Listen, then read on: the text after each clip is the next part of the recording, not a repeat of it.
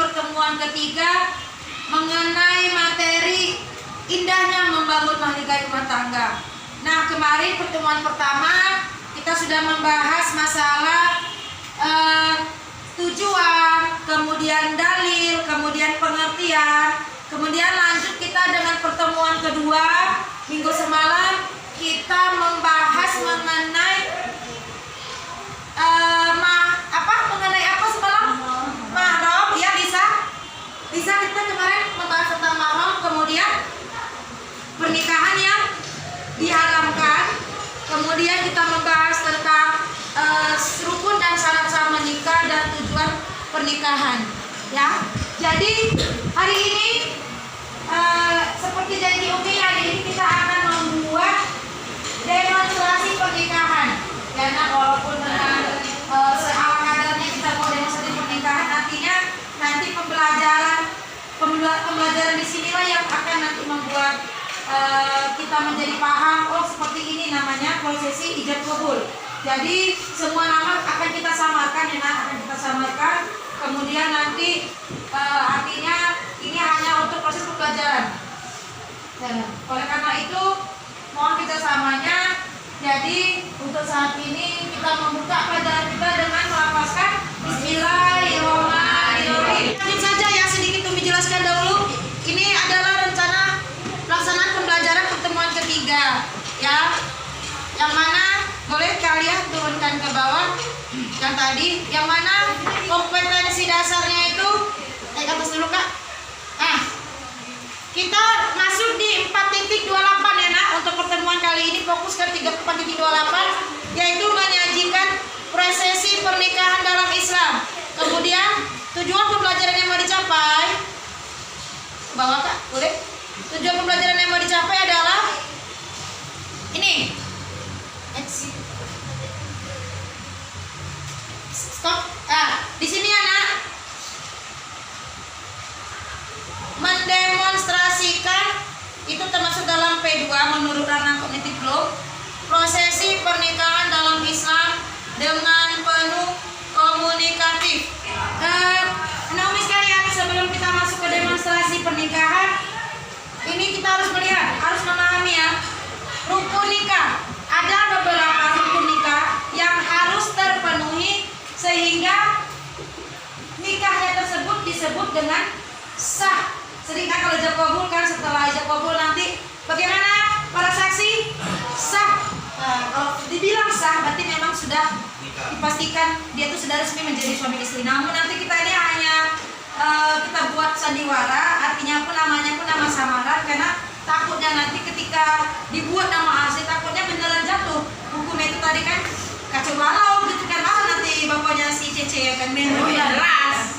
Kemudian kita bahas dulu ya Nak, rukun nikah. Rukun nikah itu ketentuan-ketentuan dalam pernikahan yang harus dipenuhi agar pernikahan itu sah. Rukun nikah tersebut ada 5 macam, yakni sebagai berikut. Kakak Dino, ketika dulu Dino. Yang pertama adanya calon suami dengan syarat, ingat ya Nak, laki-laki yang sudah berusia dewasa atau 19 tahun, beragama Islam, tidak terpaksa atau dipaksa, tidak serang dalam ihram, dalam haji, tapi dengan syarat laki-laki yang sudah berusia dewasa 19 tahun, beragama Islam, tidak terpaksa atau dipaksa, tidak serang dalam ihram, dalam haji, dan bukan calon istrinya. Yang kedua, ada calon istri dengan syarat wanita yang sudah cukup umur minimal 16 tahun. Nah, kalau mungkin saat ini ADP ini kan udah bisa umurnya, berarti segi umur. Tapi kalau masih pendidikan belum boleh. Nah, jadi kalau yang diakui menurut Undang-Undang Republik Indonesia juga, Mas Ira kenapa seterusnya ingin menikah? Oh tidak. Karena dia seterusnya tadi ketika kami bilang ya. Jadi calon istri itu dengan syarat wanita yang sudah cukup umur 16 tahun, bukan perempuan musyrik, ya, tidak dalam ikatan perkawinan dengan orang lain. Artinya bukan istri orang lain. Bukan mahram bagi calon suami dan tidak dalam keadaan ihram haji atau umroh. Jelas kemarin sudah tahu ya, mahram bagi seorang perempuan itu siapa-siapa aja mahramnya. Ya, salah satunya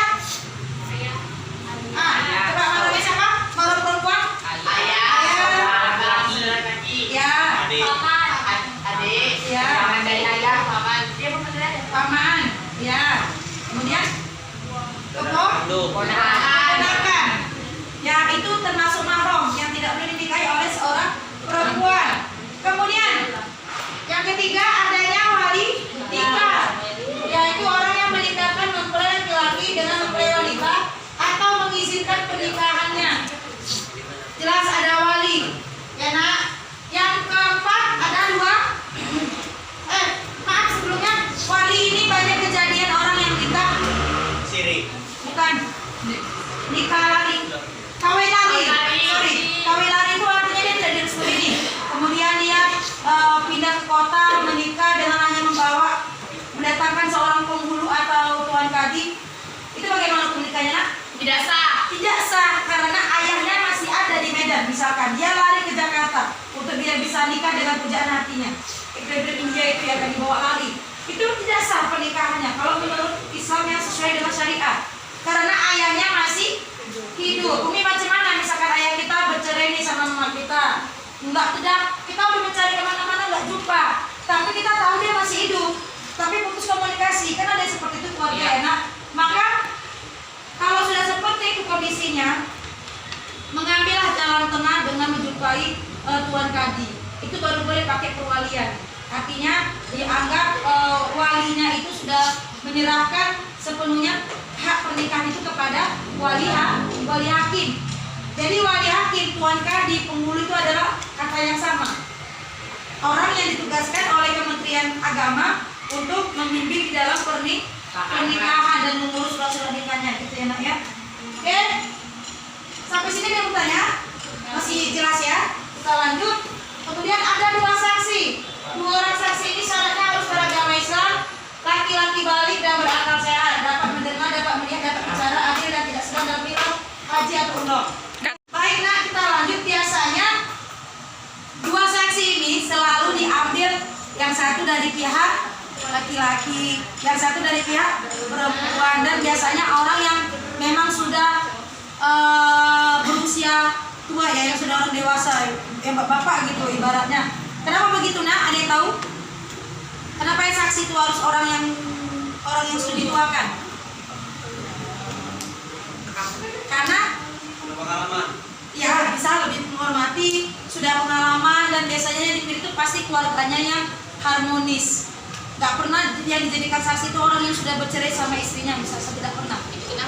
Ya karena memang diharapkan dengan dia mau jadi saksi, nanti pernikahan itu bisa jadi langgeng seperti langgeng di pernikahan dia. Dengan seperti itu, ibaratkan seperti itu. Enak ya. Kemudian lanjut, adanya akad nikah. Ini yang paling penting, yaitu ucapan ijab dan qabul. Kenapa harus ada ijab dan qabul? Nah ini dia. Karena ijab itu adalah ucapan wali dari pihak mempelai wanita sebagai penyerahan kepada mempelai laki-laki. Nah, qabul adalah ucapan mempelai laki-laki sebagai tanda penerimaan. Suami wajib memberi mas kawin atau mahar kepada istrinya karena merupakan syarat nikah, tetapi mengucapkannya dalam akad nikah hukumnya sunnah. Ternyata boleh diucapkan. Bentuk mahar itu ada juga yang memang tidak usah diucapkan karena dia hukumnya sunnah. Tetapi alangkah lebih baiknya lagi diucapkan secara lebih rinci. Oke, baik nak. Jadi anak-anak sekalian perhatikan dulu. Jadi ijab dan qabul itu, ijab itu penyerahan dari seorang ayah untuk anak putrinya diserahkan kepada calon suaminya.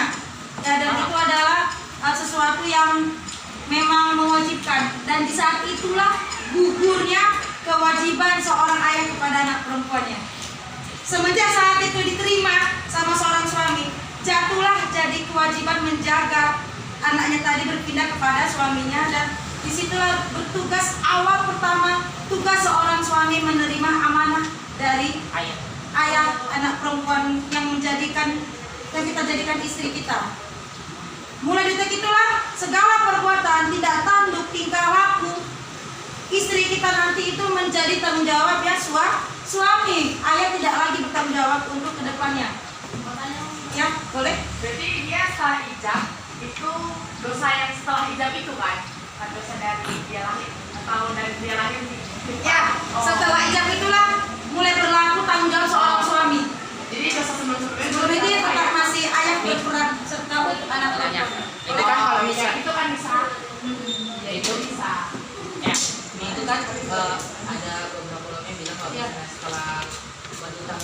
suami itu dia lebih mengarah patuh dan hormat itu kepada suami, sedangkan kalau suami ini tetap patuh sama ibu itu, benar Ya, kan? benar. Jadi gini nak, seorang perempuan batasan tanggung jawabnya itu hanyalah ketika dia sebelum menikah. Setelah dia menikah, maka segala taat perintahnya itu hanya kepada suami. Dia sudah tidak lagi bertanggung jawab untuk ke orang tuanya secara perintah, secara, tetapi kalau memang masih mau membantu mengerti silakan gitu ya anaknya. Nah, lain halnya dengan anak laki. Anak laki itu sampai kapan batas dia bertanggung jawab kepada ibunya? Sampai dia mati. Ketika dia menikah pun dia tetap harus bertanggung jawab kepada ibu dan saudara perempuannya. Makanya seorang istri harus paham itu nak. Jangan ketika menikah dia melarang suaminya untuk tidak membantu emak dan adik perempuannya. Itu kita dosa besar. Makanya sebelum menikah kita harus tahu ilmunya. Jangan menguasai, ini kan suamiku, kau jangan kasih waktu belajar sama emakmu lagi. Kita yang berdosa. Nauzubillah min dzalik. Baik anak-anak, mungkin untuk materi ini selanjutnya kita akan langsung masuk ke demonstrasi pernikahan ya. Ya, kita akan persiapkan untuk selanjutnya. Terima kasih. A few moments later. Nanti kalau langsung demonstrasi pernikahan di sini antara Santi Febrianti dengan Sofyan Ramadan di sini sebagai pengantin laki-lakinya Dino Agrio, kemudian pengantin perempuannya aktrisnya adalah Putri Salsabila, kemudian ini saksi pertama Abdurrahman Sidik, saksi kedua Surya, kemudian yang jadi wali bapaknya si Putri Salsabila tadi adalah Fandi Setiawan, kemudian yang menjadi tuan kadi pemulu adalah Satria. Baik, kita mulai dengan membacakan Bismillahirrahmanirrahim. Bismillahirrahmanirrahim. Ayo, untuk yang pertama adalah kata sambutan dari Tuan Kadi. Kepada Tuan Kadi kami persilakan. Assalamualaikum warahmatullahi wabarakatuh. Waalaikumsalam warahmatullahi wabarakatuh. Alhamdulillahirabbil alamin, wassalatu wassalamu ala asyrofil anbiya'i wal mursalin wa ala alihi washabbihi ajmain. Amma ba'du. Segala puji hanya tercurah dan terlimpah hanya kepada Allah Ta'ala yang dimana kita dapat berkumpul di tempat yang berbahagia ini dalam keadaan sehat walafiat dan selalu dalam lindungannya. Yang sama-sama kita akan menyaksikan acara akad nikah antara anak kita laki-laki yang bernama Sofyan Ramadan bin Doni Chandra dengan seorang perempuan yang bernama Santi Febrianti binti Adrian Santoso. Dan tak lupa pula salawat berikan salam kita curahkan kepada junjungan Nabi besar kita Nabi Muhammad SAW. Semoga kelak kita mendapatkan syafaat dari akhir. Amin amin ya rabbal alamin. Yang saya hormati Bapak dan Ibu hadirin sekalian dan juga masyarakat yang telah hadir di sini. Yang pertama saya mengucapkan terima kasih kepada saudara pengatur acara yang telah memberikan kesempatan untuk saya. Terlebih terima kasih kepada kedua keluarga mempelai. Selanjutnya kami mengucapkan terima kasih dan selamat datang kepada rombongan mempelai wanita yang datang jauh-jauh dari Palembang sana. Kepada Bapak Ibu saudara-saudari sekalian yang berbahagia, kepada adik Sofyan Ramadan calon mempelai laki-laki, saya katakan calon mempelai karena akad nikah belum dilaksanakan. Mohon maaf kalau boleh saya beri sedikit nasihat. Pertama, jika sudah dilaksanakan akad nikah nanti, maka resmilah dan sahlah kalian sebagai pasangan suami istri dan terbangunlah suatu hubungan rumah tangga kecil kalian. Dalam membangun dan membina sebuah rumah tangga yang baru tentu banyak halangan dan rintangan silih berganti yang akan menimpa kalian. Yang akan kalian hadapi itu yang mungkin saja dapat menggoncang keutuhan rumah tangga kalian. Maka untuk itu bekerja samalah dengan baik, musyawarah, mufakatlah dan saling menyokong satu sama lain. Hadapilah dengan kesabaran dan ketabahan, sebab tabah dan sabar merupakan salah satu kunci keberhasilan kalian dalam membangun rumah tangga kalian yang harmonis. Saudari hadirin sekalian, kita langsung saja masuk ke acara ijab kabulnya. Baik, dimulai dengan mempelai pria membacakan syahadat.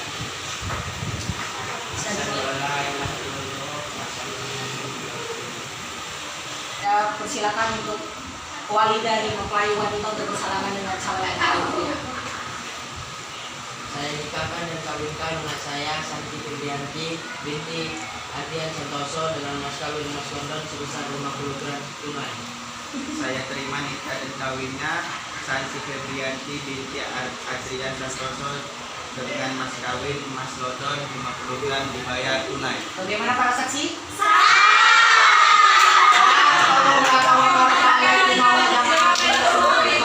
Amin ya Rob, silakan salaman. Mas kawinnya? Silakan mas kawinnya. Cium lah keningnya. Jangan dong. Ya seru lah.